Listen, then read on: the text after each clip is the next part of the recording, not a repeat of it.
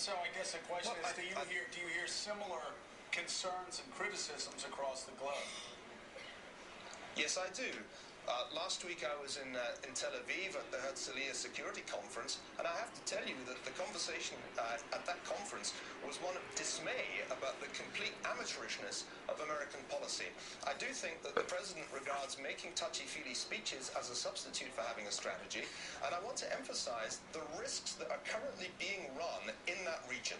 If you look at history, and remember I'm a historian, most revolutions lead not to happy-clappy democracies, but to periods of internal turmoil, often to periods of terror, and they also lead to external aggression, because the simplest way to mobilize people in a relatively poor and not very well educated country like Egypt is to point to the alleged enemy within, and then of course the enemy abroad. The scenarios that the Israelis are looking at involve a transition not to some kind of peaceful and amicable democracy, but to a Muslim Brotherhood dominated regime, which then pursues an aggressive policy towards Israel.